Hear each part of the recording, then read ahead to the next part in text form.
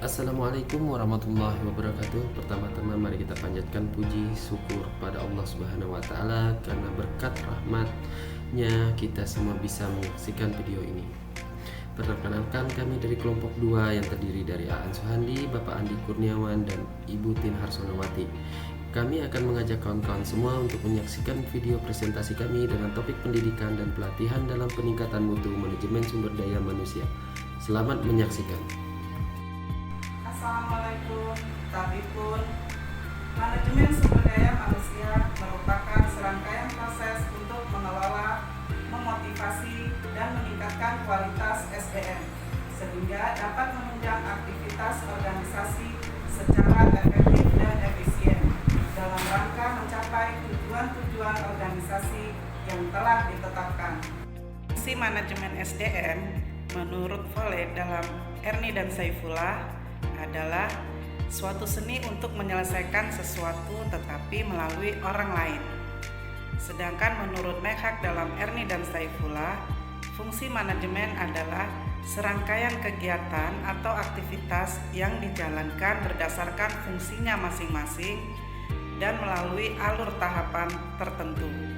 Di mana fungsi manajemen SDM ini ada dua macam, yaitu fungsi manajerial dan fungsi operasional. Pengertian pendidikan dan pelatihan. Menurut Suwanto, pendidikan adalah aktivitas memelihara dan meningkatkan kompetensi pegawai guna mencapai efektivitas organisasi yang dilakukan melalui pengembangan karir serta pendidikan dan pelatihan. Menurut Mangkunegara, mengemukakan bahwa pelatihan adalah suatu proses pendidikan jangka pendek yang menggunakan prosedur sistematis dan terorganisir di mana pegawai non-manajerial mempelajari pengetahuan dan keterampilan teknis dalam tujuan terbatas. Adapun prinsip-prinsip dalam pelaksanaan pendidikan dan pelatihan Apabiklat meliputi partisipasi, repetisi, relevansi, transfer, dan feedback. Partisipasi artinya setiap peserta diklat harus berperan serta aktif selama proses pelaksanaan diklat berlangsung. Repetisi artinya materi diklat diberikan secara berulang-ulang agar peserta diklat lebih cepat memahami dan menguasai materi yang diberikan. Relevan artinya materi diklat harus disesuaikan dengan bidang pekerjaan dari peserta diklat. Transfer artinya materi diklat harus dapat memenuhi kebutuhan akan tantangan di masa depan. Dan feedback yaitu adanya umpan balik untuk mengukur sejauh mana keberhasilan pelaksanaan program diklat.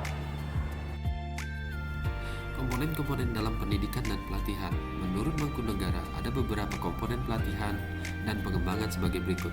1. Tujuan dan sasaran harus jelas, di mana hasil yang diharapkan dari pelatihan yang diselenggarakan yaitu meningkatkan keterampilan atau skill pengetahuan dan tingkah laku peserta. Yang kedua, metode penyampaian sesuai dengan materi yang hendak disampaikan. Yang ketiga yaitu materi yang diberikan dalam program pelatihan kepada peserta pelatihan harus sesuai dengan tujuan pelatihan sumber daya manusia yang hendak dicapai oleh perusahaan. Yang keempat, instruktur harus menguasai materi dan mampu melakukan proses pelatihan dengan baik. Yang kelima, peserta. Hal yang harus diperhatikan adalah memotivasi dan kehadiran peserta dalam pelatihan. Tujuan pendidikan dan pelatihan. Menurut Mangkunegara, tujuan umum pendidikan dan pelatihan pegawai sebagai berikut. A. Meningkatkan mutu dan produktivitas kerja. B. Meningkatkan kualitas kerja. C. Melatih dan meningkat kinerja perencanaan. D. Meningkatkan ilmu pengetahuan dan keterampilan membuat keputusan. E. Meningkatkan sikap moral dan semangat kerja. Ya, adalah manfaat pendidikan dan pelatihan. Menurut Rifai, manfaat dan dampak yang diharapkan dari penyelenggaraan pendidikan dan pelatihan diantaranya adalah melalui pendidikan dan pelatihan, maka variabel pengenalan, pencapaian kinerja, pertumbuhan, dan tanggung jawab dapat diinternalisasi dan dilaksanakan. Kemudian membantu karyawan mengatasi stres, tekanan, frustasi, dan konflik. Membantu pegawai dalam membuat keputusan dan pemecahan masalah yang lebih efektif.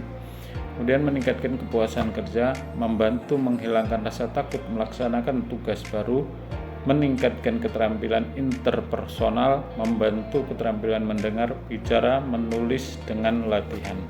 Pendidikan dan pelatihan menurut Mangkunegara 2011, metode pendidikan dan pelatihan merupakan suatu cara sistematis yang dapat memberikan deskripsi secara luas serta dapat mengkondisikan penyelenggaraan diklat untuk mengembangkan aspek kognitif, efektif, dan psikomotorik tenaga kerja terhadap tugas dan pekerjaannya.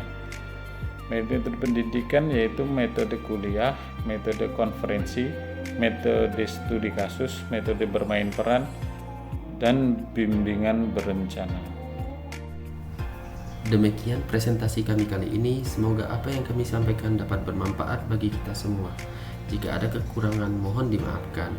Nasi goreng rasanya gurih bila dimakan di rumah Sela. Kami ucapkan terima kasih atas perhatian kawan-kawan semua. Wabillahi taufiq wal hidayah. Wassalamualaikum warahmatullahi wabarakatuh.